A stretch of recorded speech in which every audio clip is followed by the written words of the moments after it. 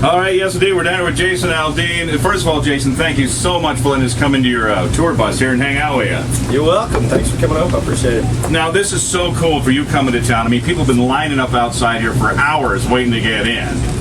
Well, yeah, I appreciate everybody coming out, man. I was a little worried today. It was real cloudy and a little rain going down, but it seems to be clearing up a little bit, so we're excited and excited to be here. And I was talking to Jason a little bit earlier about, with the horrible tornado situation here, how so many of the other shows got canceled. But Jason stayed the course, and he's here to save us for great country music this fall. Of course, that's partly because he didn't know we had a tornado. You weren't supposed to say that. And partly because I'm the coolest singer ever. Oh, but yeah. See, humble too, my man. Yeah, absolutely. But yeah, you guys just told me that, man. I had no idea that you guys had been hit by tornadoes here, and that people have been canceling shows. So, but whether it was in the building or outside, man, we would have showed up anyway, obviously. And like I said, glad to be here, and glad people are coming out to support us tonight. And we're going to try our best to give them a good time. Now, you're also taking a big chance because it's Friday the 13th. Are you superstitious at all? Yeah, but not really about Friday the 13th. I mean, to me, it's just another day. My name's Jason, so, it's Friday the 13th. It doesn't really scare me that much. Where's the mask? Yeah, What kind of mask are we talking about here? Never mind. No, it's all good. Yeah, all right. So now we asked people out, we were going up and down the line asking people, what kind of questions, if you could sit in the tour bus with Jason Aldean, what you want to ask? And we just got one question again and again and again, and that is, can they take you home? Well, you can, but I don't know if it'd be legal or how that works. I'm married. I don't know how the old lady would feel about that. But I think I know how she'd feel about it. Not that good. I'm pretty good. I'm pretty sure I know how she'd feel about it too. She'd probably kill me. So thanks, but no thanks.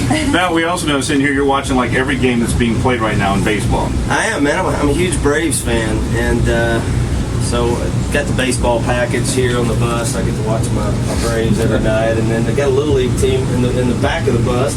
Not actually, they're not actually in the back of the bus. They're playing on TV in the back of the bus, and they're actually playing in my hometown, the Little League World Series. So I'm checking that out too. Yeah, there's not actually a Little League team in the back of the bus. They are, and you can watch them play on TV in the back of the bus. All right. Now, that was one question the guy brought up. Said, now you had an opportunity to go to college on a scholarship and play baseball, but chose music instead. First, you want to know what school was that? I actually had a chance to go to a school called Georgia Southwestern, which is down in Americus, Georgia, down South Georgia, and I was going to go there, play second base for them, and I was one of those guys that I really didn't like school very much, and so the thought of going to school after I graduated high school, the thought of going to school for 4 more years was not very appealing. Right.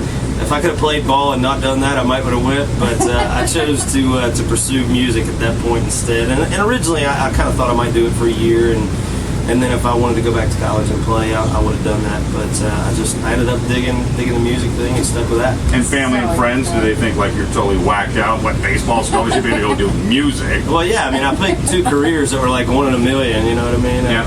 But now I look like the smartest dude ever. You know what I mean? But like I always tell people, it's probably not the smartest decision I ever made, but luckily for me, it all worked out. Right on. Now, I noticed you're wearing a baseball cap.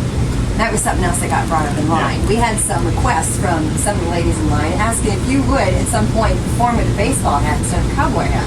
Something Did you about do that at all? Yeah, something about sexy, things like that. I don't know. No, I think my boy Luke's, he's kind of got that one wrapped up, the whole baseball cap thing. So, Luke Bryan, so I'm going to leave that for him.